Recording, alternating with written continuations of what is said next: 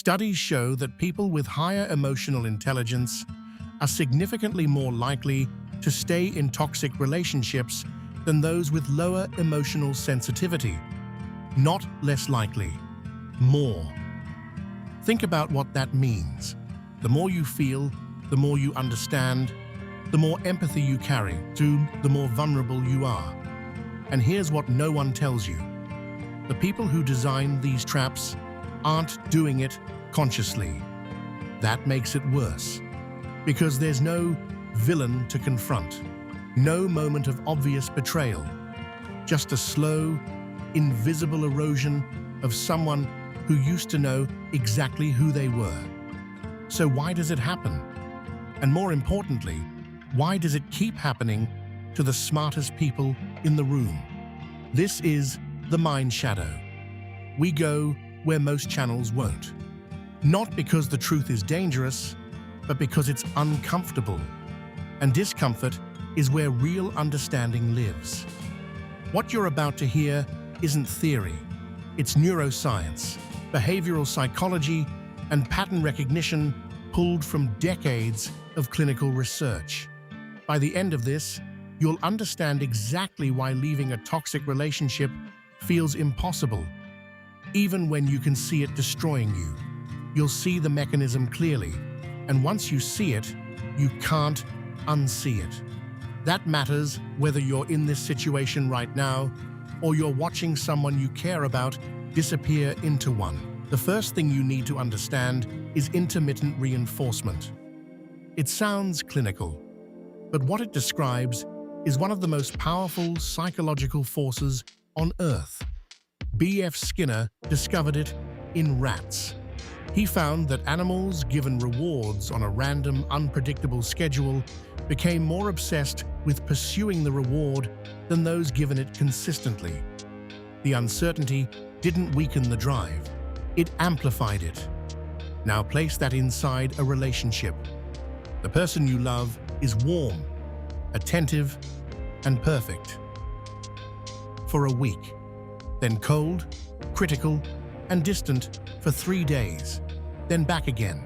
No explanation, no pattern you can decode. Your brain does something predictable in response. It starts working overtime to figure out the variable. It begins to associate the relationship itself with the pursuit. The chase becomes the addiction. And the moments of warmth, however brief, hit harder than they ever would in a stable relationship. Here's the cruel part. Your intelligence works against you here. Because smart people are pattern seekers. You are built to find the logic, the cause, the solution. So when the pattern doesn't reveal itself, you don't walk away. You lean in harder. You analyze more. You try to understand the person well enough to stabilize them. And every time you get a moment of genuine connection, your brain registers it as progress, as proof that your effort is working. It's not.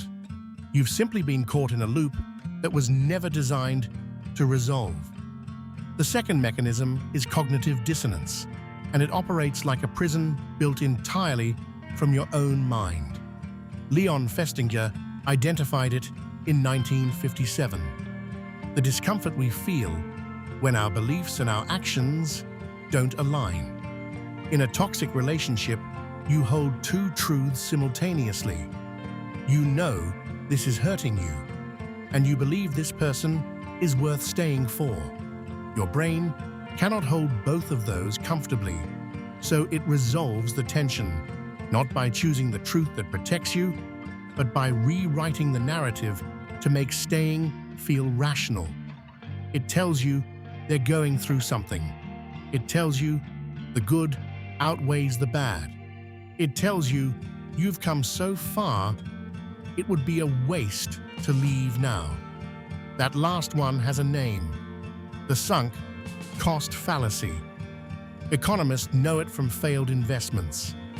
The longer you've been in something, the more painful it is to admit the loss and walk away.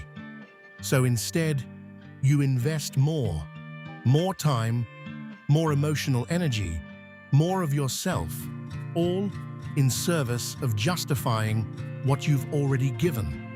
And the higher your emotional intelligence, the more sophisticated your rationalizations become. You're not lying to yourself. You genuinely believe the story you're constructing. That's what makes it so difficult to interrupt from the outside. Telling someone in this state to just leave is like asking them to admit that years of their life were a mistake. The mind resists that with everything it has. The third mechanism is the most personal, and it's the one that gets used against you most deliberately, whether the other person realizes it or not. Your empathy. Empathy is a strength. It allows you to understand other people's pain with a depth most people never achieve. But in the wrong dynamic, it becomes a targeting mechanism. Because when someone in your life is in pain, your instinct is to help, to fix, to stay. And a toxic partner, even without calculated intent, will reveal their wounds at exactly the right moments. Just as you're pulling away, the vulnerability appears, the confession, the breakdown, the rare glimpse of the person you fell for, and your empathy floods back in. You can't abandon someone who's suffering. That would make you the villain. Except here's what you need to hear. Empathy without boundaries is not love. It is self-erasure. Every time you sacrifice your own stability to manage someone else's chaos, you teach your nervous system that your needs are secondary. Over time, that belief becomes identity. You stop knowing what you actually want because you've spent so long anticipating what they need. This is how emotionally intelligent people end up the most lost. They gave so much for so long that when they look inward, there's an unfamiliar silence where a self used to be. If this feels familiar, that recognition is not weakness. It is the beginning of recalibration. Now here's the part that reframes everything. Remember the question from the beginning. Why does this happen to the smartest people? The answer isn't that intelligence is a weakness. The answer is that the qualities that make you exceptional, your pattern seeking, your empathy, your capacity to invest deeply, were never designed for a dynamic where the other person isn't playing by the same rules. You weren't manipulated because you were naive. You were caught because you were capable of seeing potential where others would see a pattern, capable of loving someone more completely than they could receive, capable of staying when others would have left, because your threshold for what love should look like was higher. The trap was built from your virtues. That's the real revelation. This isn't a story about being broken. It's a story about being exceptional in an environment that couldn't hold you. And the moment you stop trying to diagnose what's wrong with you and start recognizing the mechanism that was running, everything shifts. You don't leave because you stop caring. You leave because you finally care enough about yourself to stop spending your highest qualities on someone who treats them as leverage. That's not giving up. That's reclaiming your mind.